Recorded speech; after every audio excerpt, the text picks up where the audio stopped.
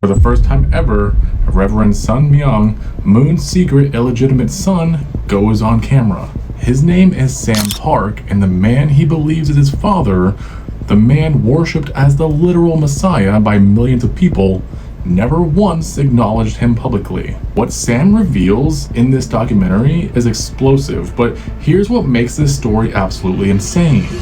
It's the timing, because right now, January 2026, the Mooney Empire isn't just controversial, it's collapsing in real time right now across 3 different countries simultaneously.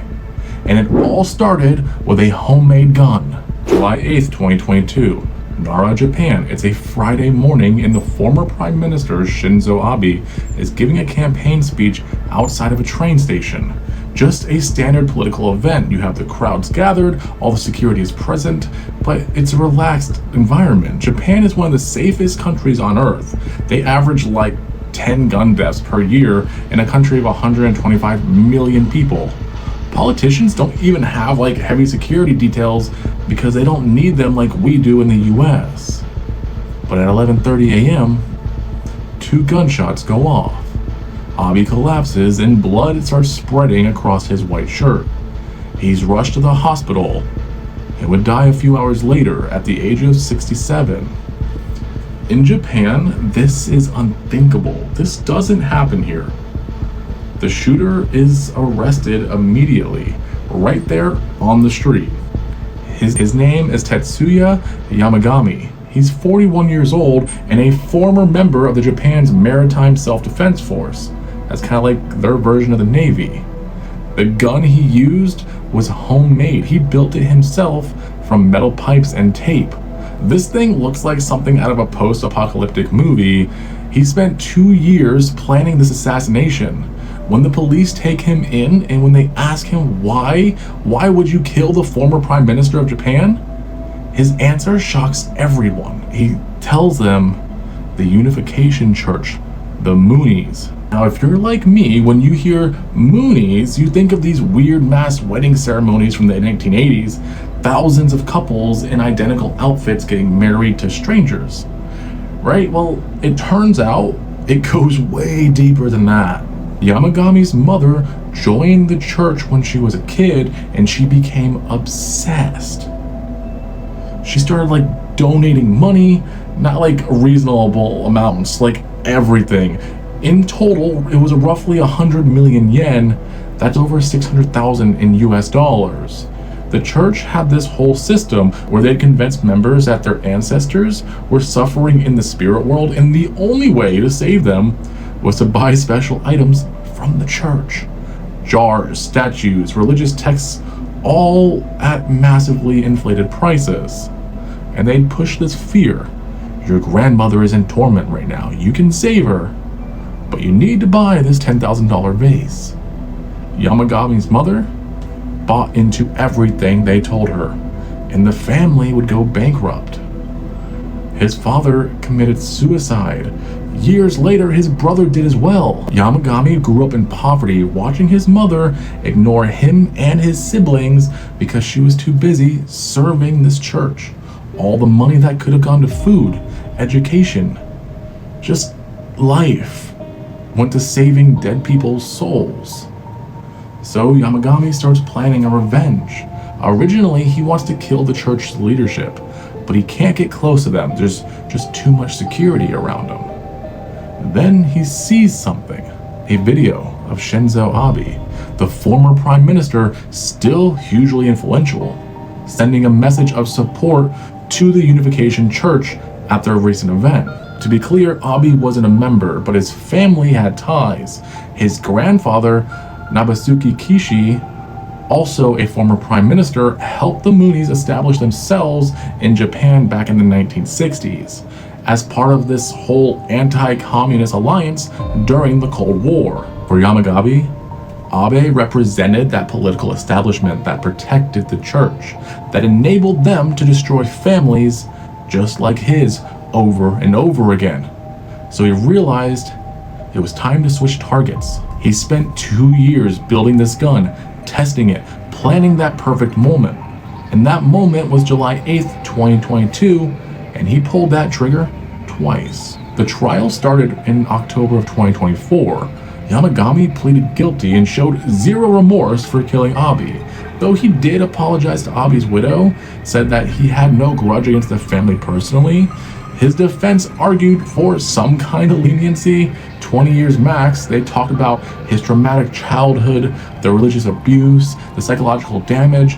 Prosecutors, though, they wanted life. Today, January 21st, 2026, the verdict came down. Life in prison. But here's the thing about assassination. This opened Pandora's box. This is where it gets good. After Abe's death, Japanese media started digging into the Unification Church to see what it was really all about.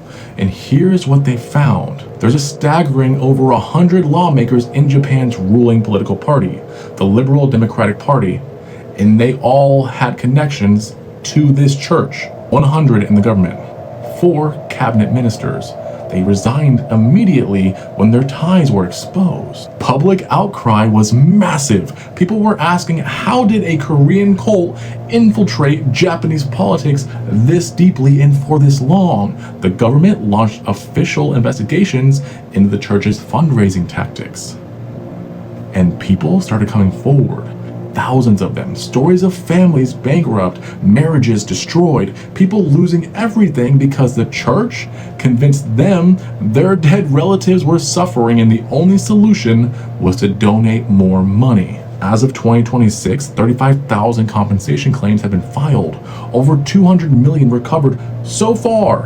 March 25th, 2025. Tokyo District Court makes a ruling. The Unification Church's Japanese branch is ordered to dissolve, stripped of their religious status, no more tax exemptions. Assets are now all being liquidated. The church is obviously appealing this, but they're bleeding billions. And this is just the Japan sect. Because while all this is happening, things are now falling apart everywhere else as well. All right, so before I get deeper into that, let me tell you who Sun Myung Moon actually was. Born 1920 in what's now North Korea, according to Moon, and this is what he claimed his entire life. Jesus Christ appeared to him on Easter Sunday in 1935 when he was just 15 years old. And Jesus gave him a mission. Finish the work I couldn't complete because my crucifixion ruined God's plan. So Moon spends the next 9 years developing his theology. He calls it the divine principle. And the core belief, and this is pretty wild, the fall of man wasn't about eating an apple. Eve actually had sex with Satan in the Garden of Eden, literally, and that's how sin entered the human bloodline through sexual corruption. Jesus was supposed to fix this by getting married and starting a perfect, sinless family, but they crucified him before he could find a wife. So now, humanity needs a new Messiah, someone to become the true parent, to create a pure bloodline free from Satan's corruption. And guess who Moon thinks that Messiah is? May 1st. 1954, Moon founds the Holy Spirit Association for the Unification of World Christianity in Seoul. Within a year, 30 centers across South Korea. 1960, Moon marries a woman named Hak Ja-han. She becomes the true mother, and together, they're now the true parents. Humanity's new Adam and Eve. And here's their pitch. Get married through us. Let us choose your spouse, and your children will be born without original sin. Pure bloodline, salvation. And people just started eating this shit up. Now, the first big hit was in 1961. 36 couples in Seoul. Moon personally matched every single one. 1982, Madison Square Garden, 2,000 couples. 1988, 2,500 Korean members matched with Japanese members. Unity between nations. This spectacle was insane. Thousands of couples in identical white outfits. Moon would match people who'd never met. Sometimes they didn't even speak the same language. They'd exchange photos beforehand, but that was it. Moon would look at the pictures and he would decide based off that Based on God's guidance, supposedly, who would get married. Young people gave up their fundamental right to choose their own spouse and trusted in Moon and his wife completely. And it worked. The movement exploded. In 1971, Moon officially moved to the United States. And he didn't just build a church, he built an empire. In 1975, there was a rally in Seoul. 1.2 million people showed up.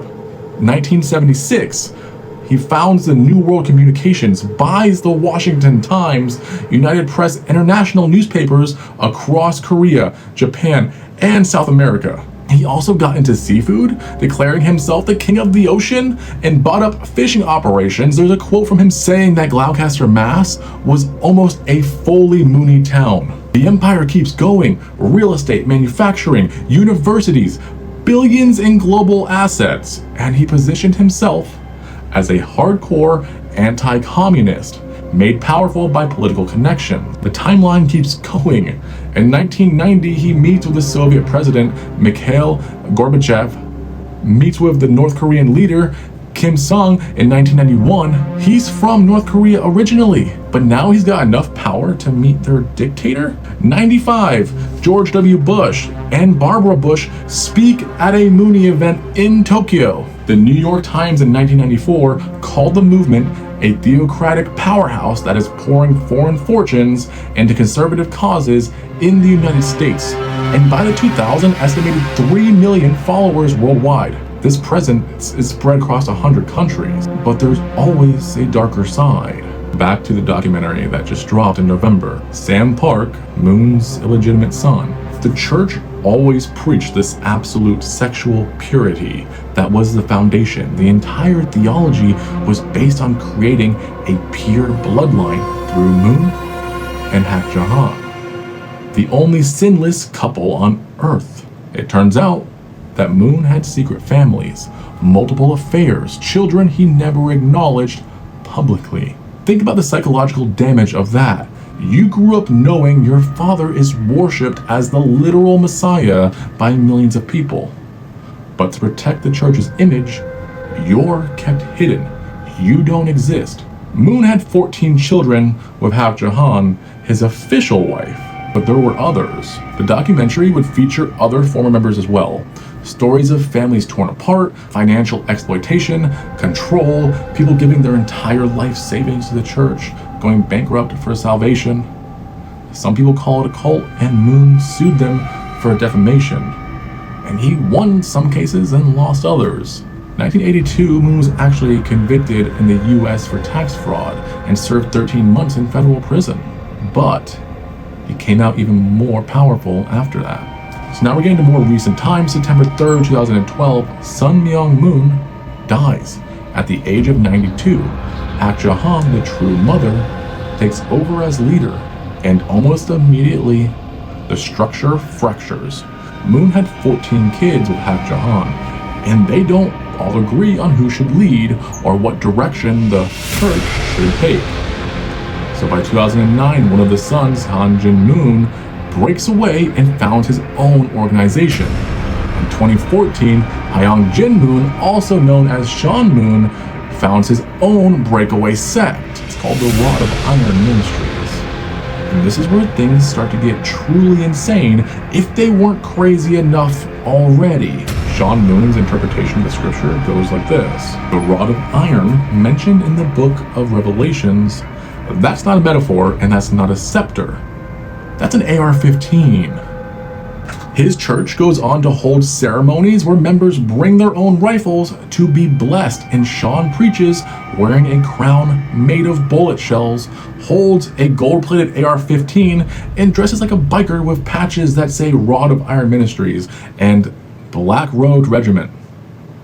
Oh, and his brother, Kook Jin, or Justin Moon, owns Car Arms, a firearms manufacturer. Convenient. By 2021, the Rod of Iron buys a 40-acre compound in Thornton, Texas, 40 miles or so from Waco. Site of the 1993 Branch-Davidson siege.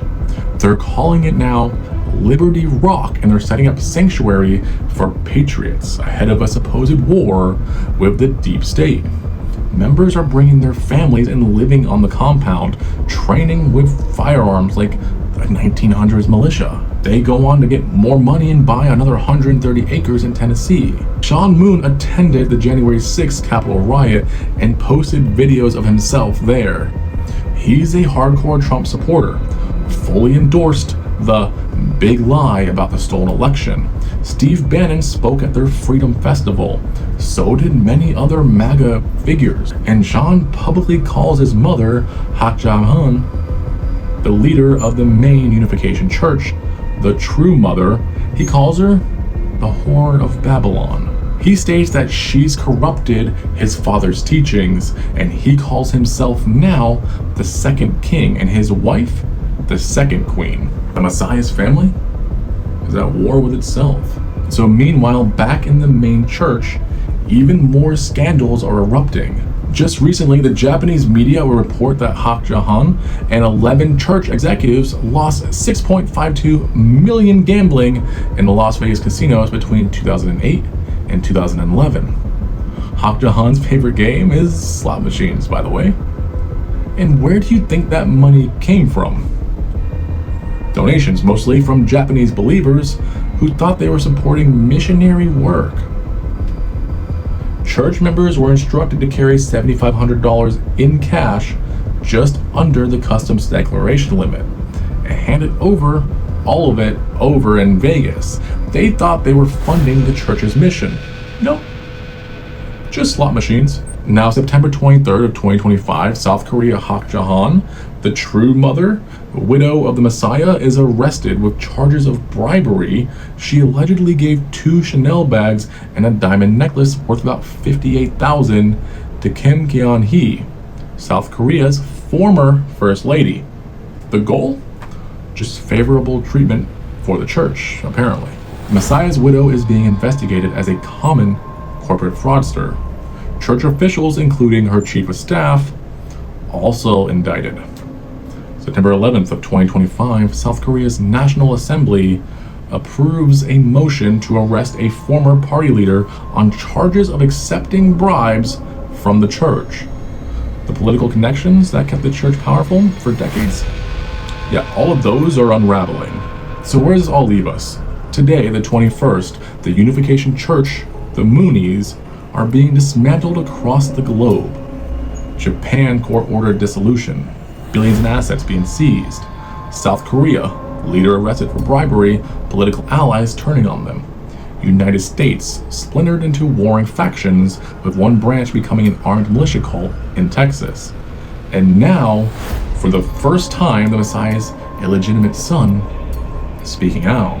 And the thing that I just find wild is that Moon preached absolute sexual purity, positioned himself as this sinless Adam who saved humanity from Satan's corruption, as he was corrupting others with his secret families, children he never acknowledged. So the true parents weren't so true after all. What's crazy is how much power they actually had. Billions in assets, political connections at the highest level in multiple countries, millions of followers. And it all came crashing down because a man whose mother was bankrupted by a church built a homemade gun and shot a prime minister. This assassination forced everyone to look a little closer, and what they found was decades of exploitation, manipulation, and corruption hidden behind the spectacle of these mass weddings. The Moonies aren't gone, they're still operating, and they still have followers. The church still exists, but the empire is completely fractured and the illusion is shattered. And in 2026, the legacy of Sun Myung Moon, the man who claimed to be the Messiah, is only thing they own is a family at war with themselves, government seizing their assets, and the victims finally being heard. The mass weddings made for good TV, but the reality behind them destroyed lives. So, if you guys want to see what the hell I'm talking about, Sam Park's full testimony, the documentary, The Moonies, Married to the Cult, is streaming now on Prime Video. Thanks for watching Real World Oddities. Hit the subscribe button for more stories like this. See you next time.